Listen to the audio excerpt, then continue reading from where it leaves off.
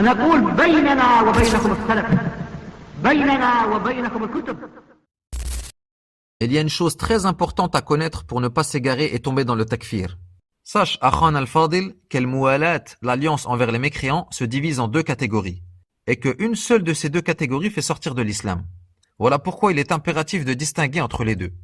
La première catégorie de mualat envers les kuffars, c'est celle que les savants appellent at-tawalli. At-tawalli, c'est le fait d'aimer les mécréants pour leur religion, ou de soutenir le mécréant contre le musulman avec l'intention que la mécréance s'impose sur l'islam. Ceci est de la mécréance majeure.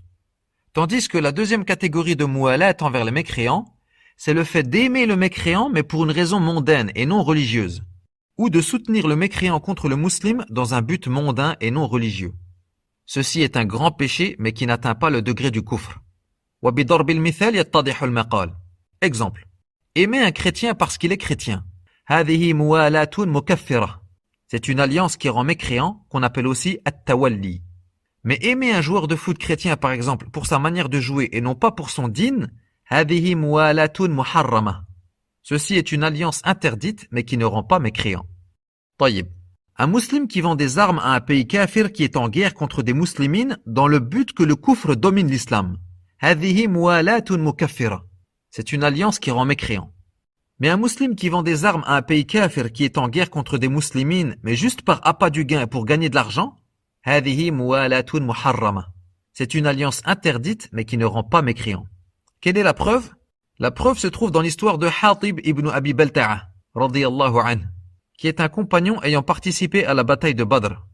Lorsque le prophète sallallahu alayhi wa sallam voulut conquérir Mecca, Hatib eut peur pour sa famille et ses biens à la Mecque, car il n'avait personne là-bas pour les protéger.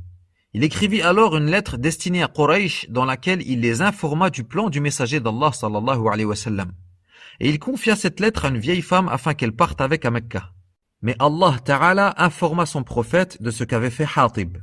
Il envoya donc Ali ibn Abi Talib accompagné d'Az-Zubayr et d'Al-Miqdad radiyallahu anhum rattraper cette femme à tel endroit et de récupérer la lettre qu'elle possède. Et effectivement, ils trouvèrent la femme là où le messager d'Allah sallallahu alayhi wa sallam le leur avait dit et lui demandèrent la lettre. Mais elle nia. Ils la menacèrent alors de lui retirer ses habits, et voyant leur détermination, elle finit par sortir la lettre. Ils l'apportèrent donc au prophète sallallahu alayhi wa sallam qui convoqua Hatib. Puis lui dit, « Ô Hatib, qu'est-ce qui t'a poussé à faire ça ?» Il répondit, « Ô messager d'Allah, par Allah je suis croyant en Allah et en son messager, et je n'ai pas changé. Mais je n'avais personne pour protéger ma famille et mes biens à Mecca.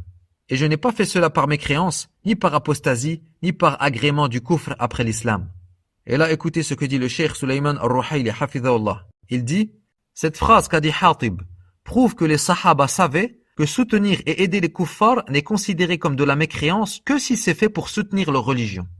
Voilà pourquoi Hatib s'excusa en disant qu'il ne l'a pas fait par mécréance.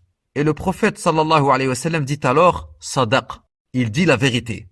Mais Omar qui était présent dit, ô messager d'Allah, laisse-moi trancher la tête de cet hypocrite.